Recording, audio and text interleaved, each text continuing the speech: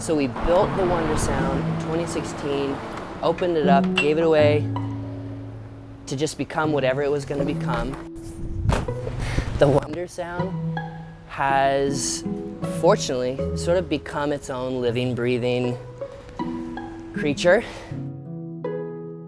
It is a magical place where young people and people of all ages can explore different pathways, different crevices, different nooks, different mythologies, different stories, and really have an experience that taps into their joy and imagination. I really love offering introverted, contemplative, mindful spaces for children because they are living their own complicated lives. They just happen to be kids. And the Wonder Sound really was supposed to be able to offer itself to process grief, to process inner peace, to process mourning the growth into a new self, as well as the joy and the bounce and the fun and the celebration. And to me, that's what made the Wonder Sound so special, is that it was an integration of all of those things for a whole self. Because over time, the installation has become so popular, some of the spaces in the Wonder Sound that were originally intended for quiet reflection, for introversion, for contemplation, aren't really as possible as they were really intended. We've learned and seen that it really leans towards big body play and effervescent, bouncy energy. Like, that's what comes most naturally to the space.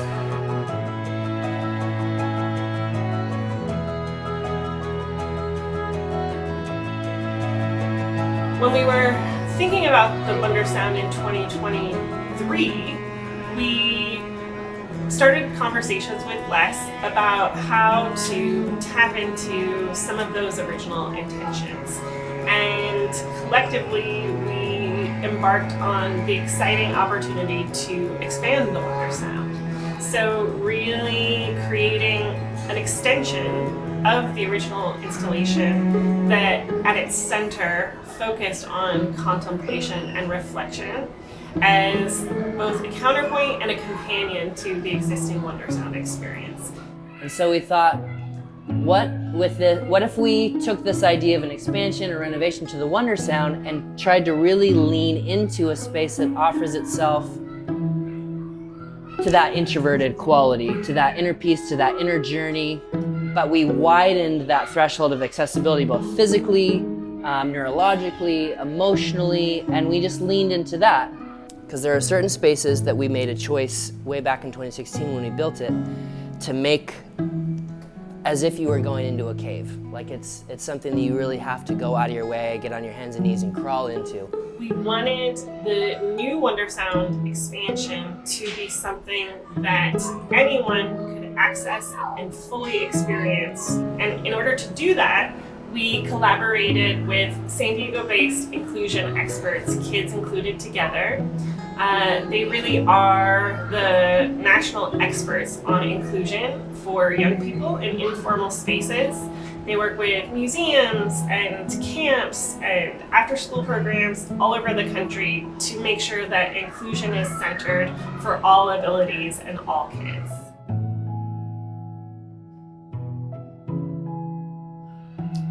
I want this space to act like a roadmap for people to find their way through all the twists and turns of their own life to their central heart space, that place of breath. And I think that's one of the beautiful parts about what the Wonder Sound, about what contemporary art can do, is it can bring you into that space and it becomes familiar, and then you have access to all of those things that pour from that, but it starts just with a breath.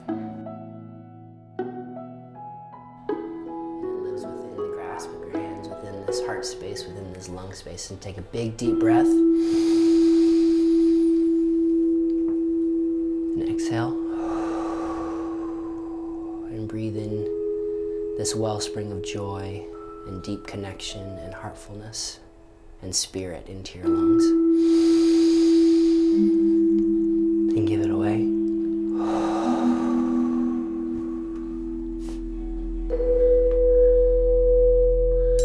can see the way I drew the eye of the salamander so that it's closed, like it's a sightless salamander. It's got the little stars for hands and the fern. See how there's a fern on the rib because they're connected together, the fern and the salamander. And then the symbol of the salamander is this little mountain with a tunnel that goes into it. In the stories of the Wonder Sound, the salamander and the fern just sit down there. And they're quiet, and they're waiting for people to come in and to breathe. And that, to me, is like, that's the oyster in the middle of the whole pearl. That's like where the spirit comes from. And if you can find that space within yourself, then all of everything else pours from that. And the space really invites you to get to know that place. It becomes a roadmap for you to follow to your own breath, to your own inwardness, to your own pearl that waits to be found. The way that we're orienting the whole space is to give you a chance to pause, to tune into your own inner life. I think of the artwork that I get to make as an opportunity and an invitation for people to drink from their own wellspring of joy. I feel like I have just this love for artwork that holds up a mirror in front of those that enter into it, and they can see themselves, see who they're connected to, see the birthright of joy and love that they're given, and just sort of unashamedly let them walk away with peace and joy and connection and empowerment to go love other people and themselves well.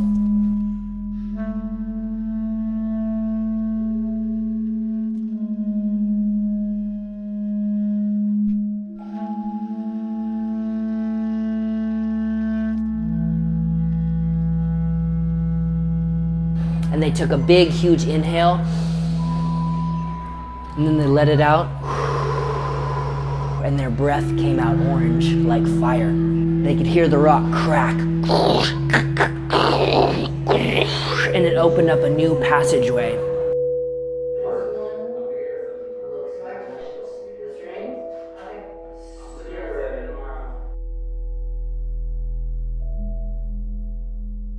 I use art making really as my journal. So these are the things that I'm chewing on. These are the things that I'm trying to grow more into. It's the same place that the breath comes and goes from. Like, I think of it as as this little inner world, as this like little sphere that lives here, and it's like the oven where everything in your life goes to cook to turn into a cake. So it's like, but it's not just a one-sided thing, because then with all of this honesty and the vulnerability and all of the things that I'm being candid about, it kind of asks you, what are you going to do in response? Like, it's back and forth. It's reciprocity.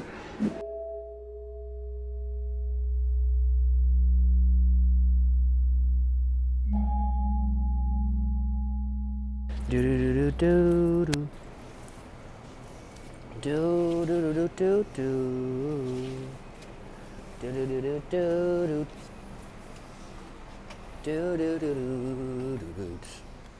Does the broom noise? Is that a problem? Okay.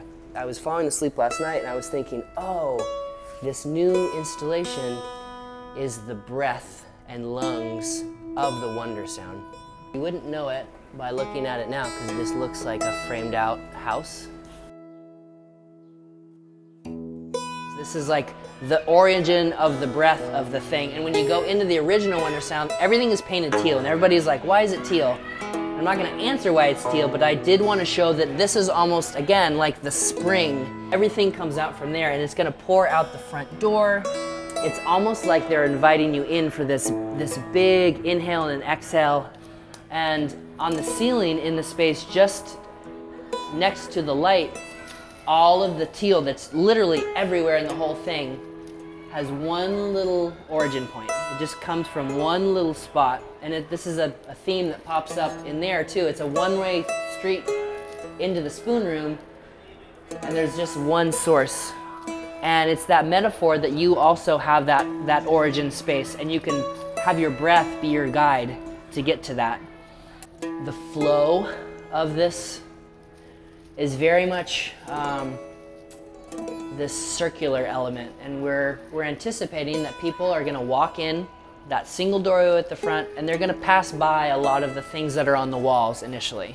And that's great for us because it brings people into the central space. They sit, they get, I like to think of it like they're just sipping on that feeling of breath. And if somebody finds that enjoyable and they like the piece that comes with that and they come back out, they're gonna find all of these places to sit down, and there'll be little grabs of poetry that you'll see, and then there'll be other poetry prompts on the walls that you probably pass by because they're gonna be small. They're little cues for people to continue that inward journey. Soldering gun, raspberry. Philip's head, tiny. And Phil's head. And Phil's head. Cue Phil Van Drunen. Our friend Phil Van Drunen is coming out from Colorado. He's doing all the programming with it, so he's our light wizard. And like everything else with this project, it really is this wide collaboration of all these people coming together. When I get to do these installations with different museums, it's like stepping into little families. And joining up with the New Children's Museum, it's a long relationship that I have. I'm kind of like this cousin that gets to come back in and hang out with everybody, at least that's how I feel with it. But there's this dynamic of trust that has existed for, going on a decade.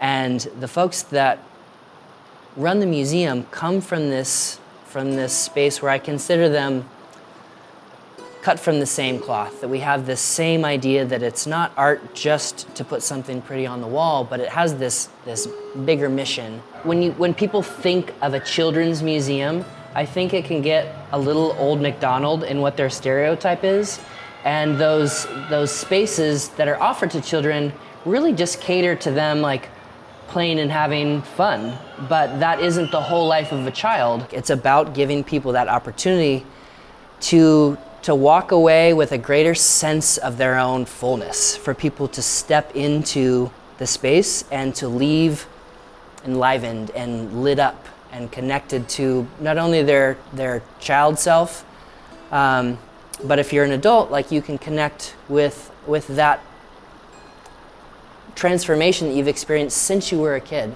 And I think that the New Children's Museum does a really good job at catering to an intergenerational experience. So I think there's a boldness and a courage that the New Children's Museum encompasses and lives out and offers on a daily basis that's unparalleled to anywhere else.